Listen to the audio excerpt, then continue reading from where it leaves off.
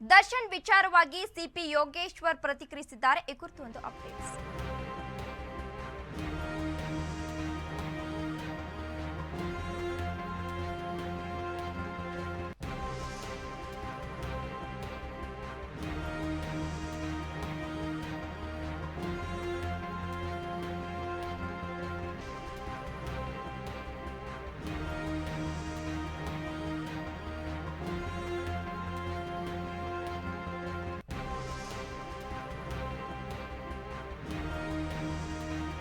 Channapatna by ಎಲೆಕ್ಷನ್ಗೆ ಸಿದ್ಧತೆ ನಡೆಸಿದ್ರ ದರ್ಶನ್ ಕಣಕ್ಕಿಳಿಸಲು ಡಿಕೆ ಬ್ರದರ್ಸ್ ಸಿದ್ಧತೆಯನ್ನ ನಡೆಸಿದ್ರು ಎನ್ನಲಾಗ್ತಿದೆ.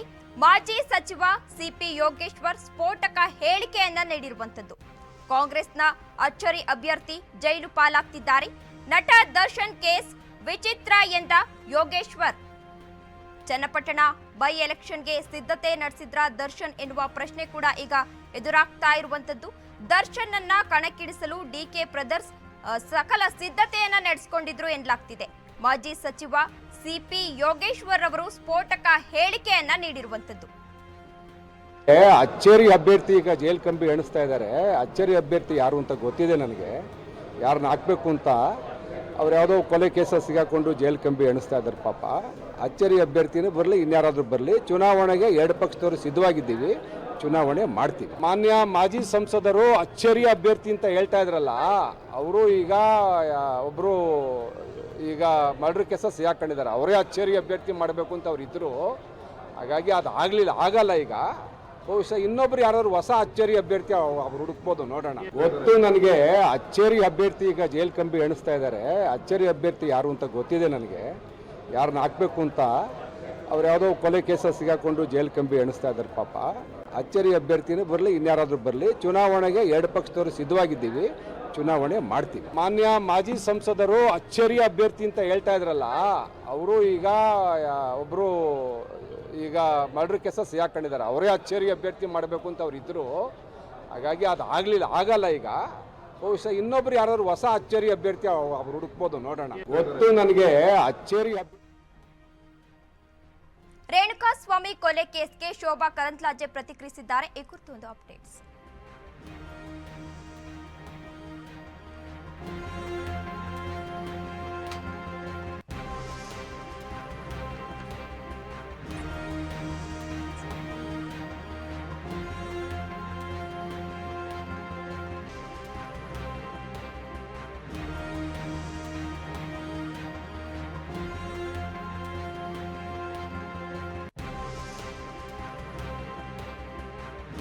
ರೇಣುಕಾಸ್ವಾಮಿ ಕೊಲೆ ಕೇಸ್ಗೆ ಶೋಭಾ ಕರಂದ್ಲಾಜೆ ಪ್ರತಿಕ್ರಿಯೆಯನ್ನ ನೀಡಿದ್ದಾರೆ.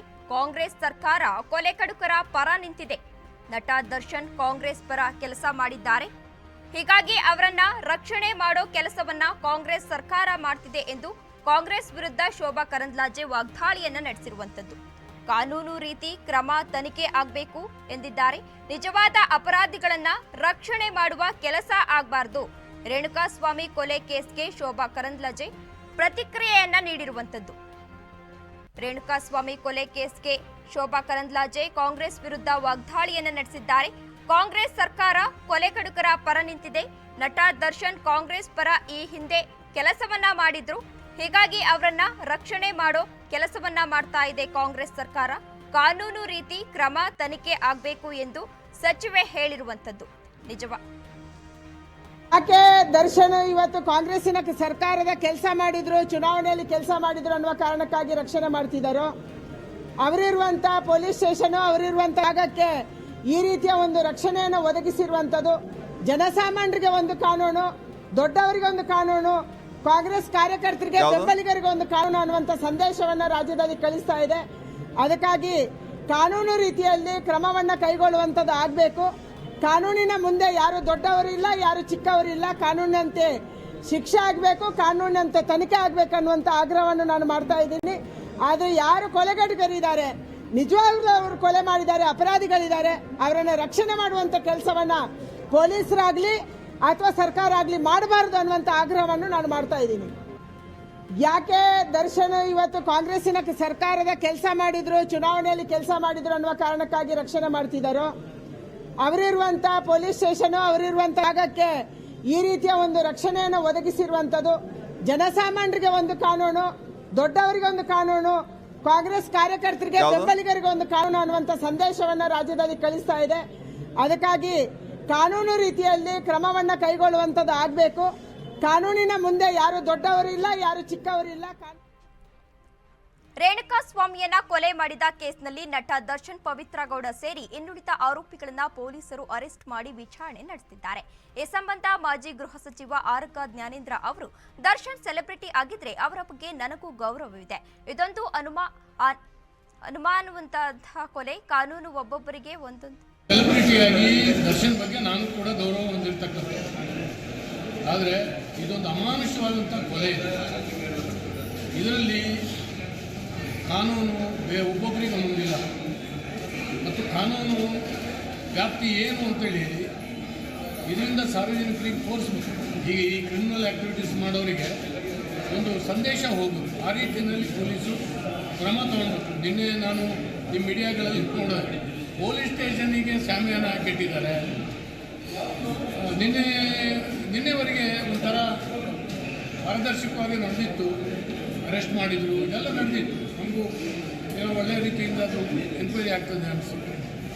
ಆ ಬಡಪಾಯಿ ಕೊಲೆ ಆಗಿರ್ತಕ್ಕಂಥ ರೀತಿ ನೋಡಿದ್ರೆ ಅವ್ರನ್ನ ಖಂಡಿತವಾಗೂ ಗಲ್ಲಿಗೇರಿಸ್ಬೇಕು. ಅದರಲ್ಲಿ ಭಾಗವಹಿಸಿರ್ತಕ್ಕಂಥವ್ರು ಗಲ್ಲು ಶಿಕ್ಷೆ ಆಗಬೇಕು. ಅದಕ್ಕಿಂತ ಕಡಿಮೆ ಯಾವ ಕಾರಣಕ್ಕೂ ಆಗಬಾರ್ದು. ಒಬ್ಬ ಸೆಲೆಬ್ರಿಟಿಯಾಗಿ ದರ್ಶನ್ ಬಗ್ಗೆ ನಾನು ಕೂಡ ಗೌರವ ಹೊಂದಿರತಕ್ಕಂಥ, ಆದರೆ ಇದೊಂದು ಅಮಾನುಷವಾದಂಥ ಕೊಲೆ ಇದೆ. ಇದರಲ್ಲಿ ಕಾನೂನು. ನೋಡಿದ್ರಲ್ಲ ವೀಕ್ಷಕರೇ, ಇದಾಗಿತ್ತು ಈ ಕ್ಷಣದ ಅಪ್ಡೇಟ್ಸ್. ಕ್ಷಣದ ಅಪ್ಡೇಟ್ಸ್ಗಾಗಿ ನೋಡ್ತಾ ಇರಿ ಅಶ್ವವೇಗ ನ್ಯೂಸ್. ಇದು ಸತ್ಯಾನ್ವೇಷಣೆ ಓಟದಲ್ಲಿ.